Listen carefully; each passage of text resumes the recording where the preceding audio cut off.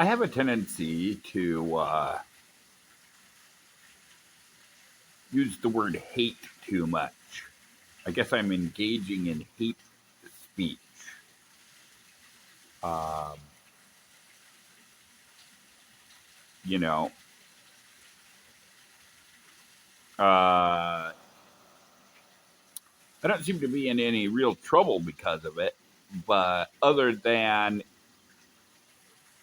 oh, let's go this way. Uh, I don't seem to be in any trouble because of it. Be that as it may, uh,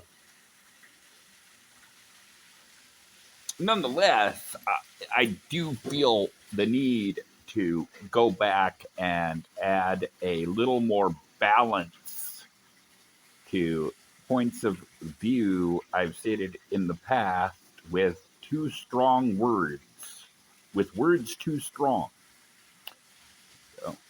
So, so some things I've said that I hate. Reddit. Okay, well, I don't know. Look, I mean, our NetHack is cool because I play NetHack. I've played it for decades. I love it, and it works. So no, haven't been on Facebook in about 3 years. Facebook had a pretty cool uh, uh, NetHack related group, but our NetHack's pretty good. Other things, so all in all, I mean, my criticism of Reddit is still approximately the same. I just maybe shouldn't have stated it so strongly. Um,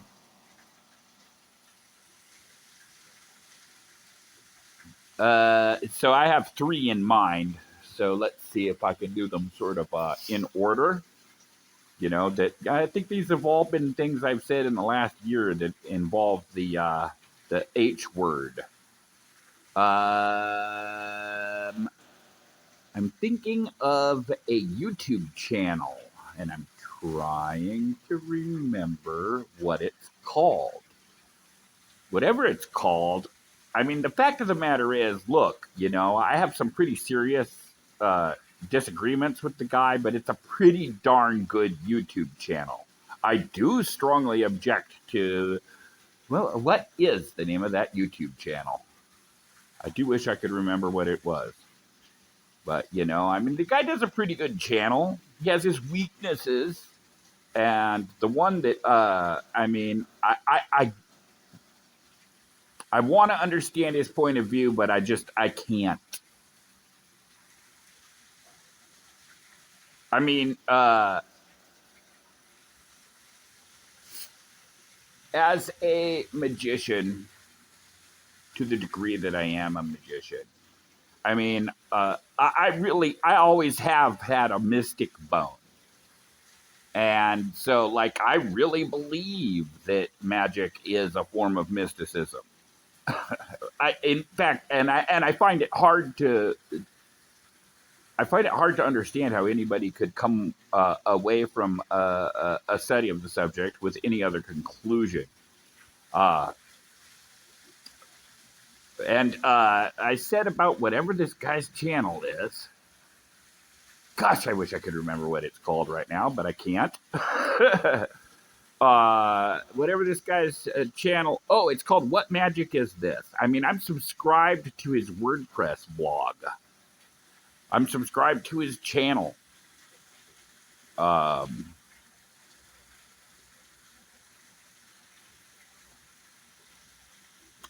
Etc. But when he revealed one time, he did a show on grimoires in the grimoire tradition, and like he did his big reveal. Oh yeah, and the title of this podcast, the title of this channel, is What Magic Is This? And his big reveal was it's the grimoire tradition. I mean, yeah, no, just no.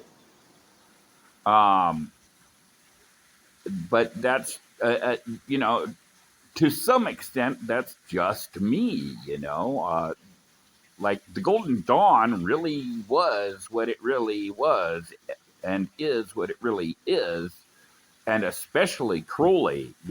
As Jason Louv put it, I mean, one thing you got to say about Crowley, he did the work, and it's impossible to deny. Essentially, he did the work. I do know that some people knock Crowley for being famous. What kind of magician wants to be a famous? Well, when you're starting a new religion on magic, which I think he did the only way it could be done, by the way, he was the man for the job, in my opinion. Uh, are there things I don't like about Crowley? Sure. Are there disagreements I have with Crowley? Sure. You know, uh, you know. Actually, if there on the subject of things I don't like about Crowley, yeah, I'm sure there still are, but the one I was just thinking of, actually, uh, is something I just realized that I'm not sure I would dislike him for. I was thinking of the Book of the Law. Like, is that an enjoyable read for me? Do I think that the Book of the Law is the shit, the goat? No, not really. it's it's actually okay. It's pretty good. I don't think it's one of his best works, but as Israel Regardi points out in his "The Eye and the Triangle," Crowley himself uh, never much cared for the Book of the Law. But the fact of the matter is he thought he received it, and that's another thing. There's this guy Stephen Skinner. He put out a book called the.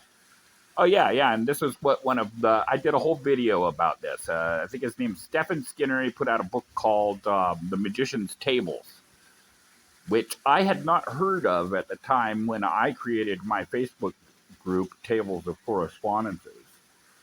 Uh, which like I think that's just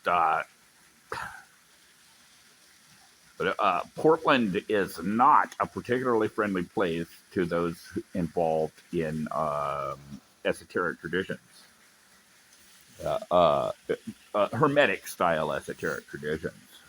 Um, that is an excellent book. Uh,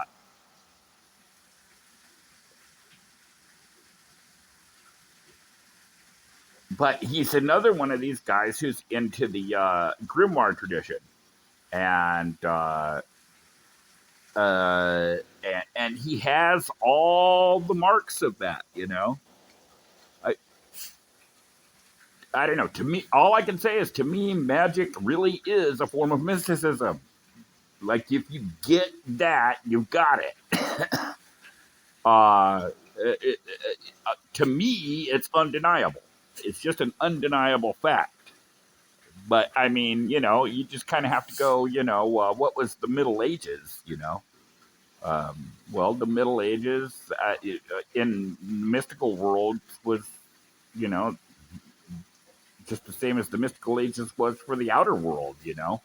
Uh, and maybe even more so. I mean, this is all tied into the history of Neoplatonism. Uh, you know, ever heard of a guy named Iamblichus, y'all? Uh,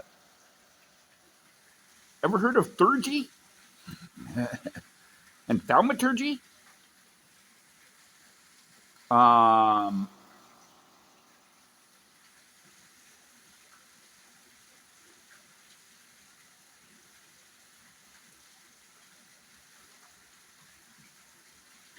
that having been said, other than the fact that your pygmy's got, what is it, the palsy or the dropsy or something? Other than the fact that your pygmy has the palsy and the dropsy, I must confess that I don't know, and I'm not sure this is a confession exactly. one of the most well-known grimoires really is some good occultism, the Picatrix, which I would expect from a Neoplatonist text on magic. A Neoplatonist, somewhat comprehensive, perhaps, text on magic. For a long time, I wondered why Crowley didn't mention the Greeks much. And then I got to thinking about it, and he almost does nothing else but point to the Greeks without doing so in so many words. He does little else.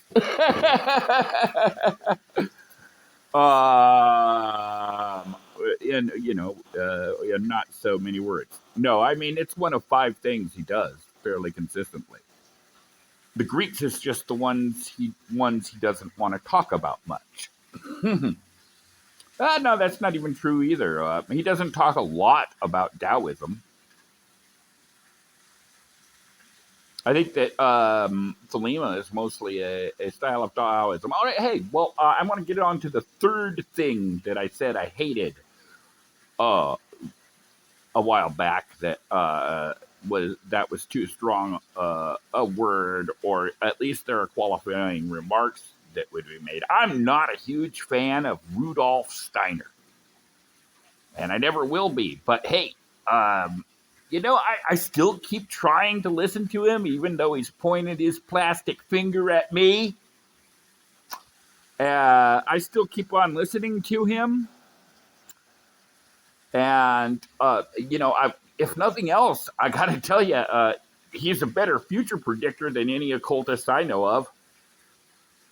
Anybody got any better answers on ability to predict the future than Rudolf Steiner? By the way, there's this channel called Useful Charts. And they did a chart of modern occultism. I assume that it was supposed to have all the important names in modern occultism, and the guy somehow forgot Gurdjieff.